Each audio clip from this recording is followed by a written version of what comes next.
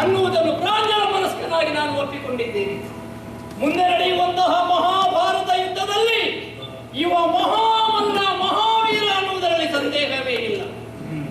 ಒಬ್ಬ ಆರ್ತನಾಗಿ ಬಂದವನಿಗೆ ರಕ್ಷಣೆಯನ್ನು ಕೊಟ್ಟಾಗ ವಿರೋಧಿಸುವುದಕ್ಕೆ ಹತ್ತಿರದ ಬಂಧುವೇ ಬಂದರೂ ಕೂಡ ಲೆಕ್ಕಿಸದೆ ನನ್ನಲ್ಲಿ ಸಮದಂಡಿಯಾಗಿ ಹೋರಾಟಕ್ಕೆ ಸಿದ್ಧರಾದಾಗ ಮುಂದೆ ಇವರ ಮುಂದೆ ಯಾವ ಬಂಧುವೇ ಗುರುಗಳೇ ಅಥವಾ ಹಿರಿಯರೇ ಬಂದರೂ ಕೂಡ ಅವರಲ್ಲಿ ಅಳುಕದೆ ಯುದ್ಧ ಮಾಡುವಂತಹ ಸಾಮರ್ಥ್ಯ ಇವನಿಗೆ ಉಂಟು ಅನ್ನುವುದನ್ನು ನಾನು ಒಪ್ಪಿಕೊಂಡಿದ್ದೇನೆ. ಸರಿ ಸರಿ ಸರಿ ಹಾಗೆಂದು ನನ್ನ ಪ್ರತಿಜ್ಞೆ ಯಾವ ಕಾಲಕ್ಕೂ ಬಂಜೆಯಾಗಬಾರದಲ್ಲ. ಸೂರ್ಯ ಅಸ್ತಂಗತನಾಗುವಂತಹ ಸಮಯ 8ನೇ ದಿವಸದ ಒಳಗಾಗಿ ಗಯನ ತಲೆಯನ್ನು ಕತ್ತರಿಸ್ತೇನೆ ಎಂಬ ಹಾಗೆ ನಾನು ಹೇಳಿದ್ದೇನೆ. ಇನ್ನೂ ಸ್ವಲ್ಪ ಪರೀಕ್ಷೆ ಮಾಡಬೇಕು. ಆರ್ತನಿಗೆ ರಕ್ಷಣೆ ಕೊಟ್ಟಾನಂತ ಗೊತ್ತಾಯಿತು.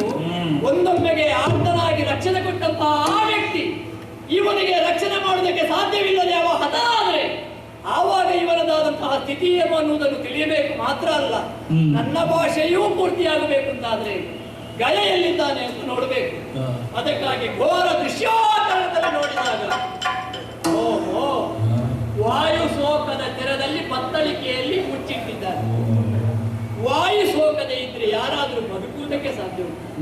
ಏನು ಹೇಳಬೇಕು ಇವನಲ್ಲಿ? ಮಾಯಗಾರನ ಯಾರಿಗೂ ತಿಳಿಯದ ಹಾಗೆ ಸುದರ್ಶನಿಗೆ ಆಜ್ಞೆಯನ್ನು ಮಾಡಿದ್ದೇನೆ. ಕುಬೇರನ ಆತ್ಮಜನ ತಲೆಯನ್ನು ಕತ್ತರಿಸಿ ಸುಮ್ಮನೆ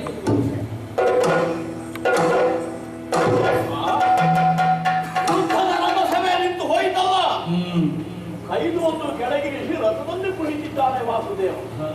ಯಾಕೆ ಹೊತ್ತಿನ ಪರಿವೆ ಉಂಟ ಇಲ್ಲ ಇವನಿಗೆ? ಕಾಲಮಿತಿಯಲ್ಲಿ ಮುಗಿಸ್ತೇನೆ ಅಂತ ಇವರೇ ಹೇಳಿದ್ದಾನೆ. 8 ನಿಮಿಷಗಳ ಅವಧಿ ನೀಡಿದ್ದಾನೆ. ಮರೆತು ಹೋಯ್ತ ಹಾಗೆ ಹೋಯಿತು ಹೊತ್ತು ಮಾಡುವಯ್ಯ ಬಾವಯ್ಯ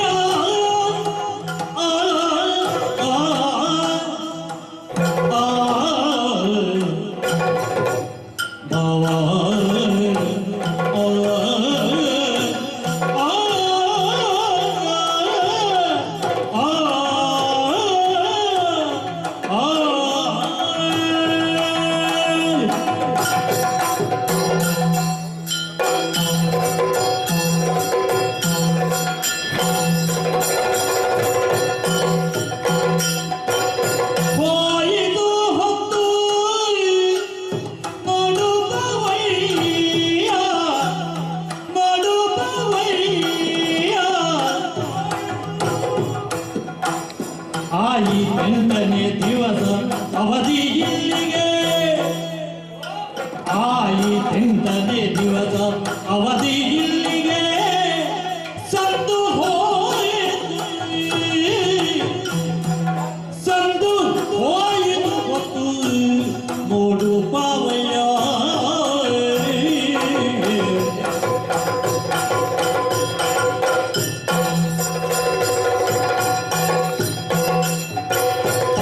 ಮತ ಪಶ್ಚಿಮ ಮುದಿಗಿಳಿದರು, ಅದು ಮತ ಪಶ್ಚಿಮ ಮುದಿಗಿಳಿದರು, ಇಳಿದರು ಇಳಿದರು ನೀನಾಡಿದ ಭಜಿ ಬಂಜೆಯಾದರು.